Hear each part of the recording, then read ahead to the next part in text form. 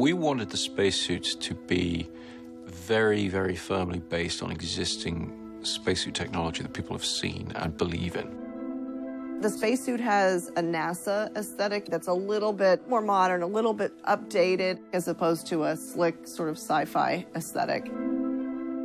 You couldn't identify it as something that comes from one of the NASA missions, but you feel like it's of that world. Because we wanted to always be tapping into that history. We wanted to always be seeing a classic sort of astronaut figure, not too futuristic an idea of them. In conceiving it and doing the first sketches, even in sourcing the fabric, everything, it always was like, what is really useful about this? So everything on the suit, to me, has a purpose. Nothing's really decorative. Like, there's pockets for things to go in. The backpack is functional. The clips in the front are functional so the backpack can hook in. Like, even the padding along the edge is like, it's there, bunk, in case they knock themselves.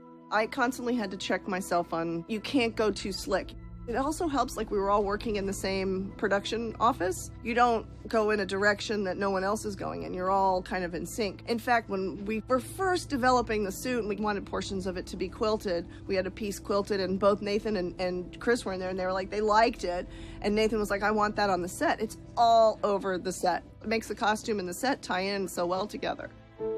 They made our astronaut costumes a little slicker, a little slimmer, a little more fitted. It seems more functional than a modern NASA suit. Thinner in the arms and near the joints so that you can still move around in them. We realized very early on that we weren't going to pressurize the suit, and that's what gives you that big, massive, puffy quality. But we wanted an implication of pressurization, so that's why it has bulk to it. There were moments when emotions are running high or things are difficult. Wearing a suit, that wasn't the easiest thing in the world to wear. Really, I thought it helped the performances.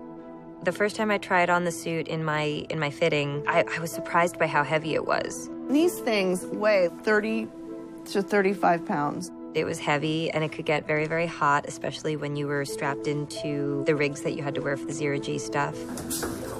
Thanks. As we shoot on these warmer stages, we have a cooling shirt that goes on underneath the suit. These fantastic undershirts that had tubes and you could put ice water through them to keep them cool. That's very similar to what the real astronauts wear. It can get hot.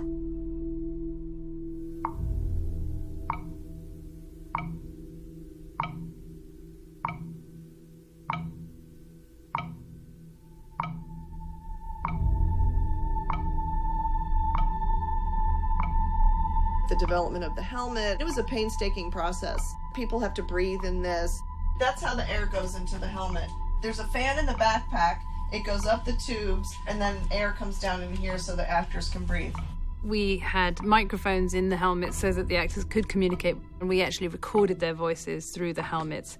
That worked extremely well, so that even when we were out in very challenging circumstances, you know, out on a glacier and huge winds and so forth, the actors could speak to each other very clearly, as they would be able to in real spacesuits. You hear everyone, and also if you're in the helmet, you can hear Chris give some direction in the ear, you know, and work that way.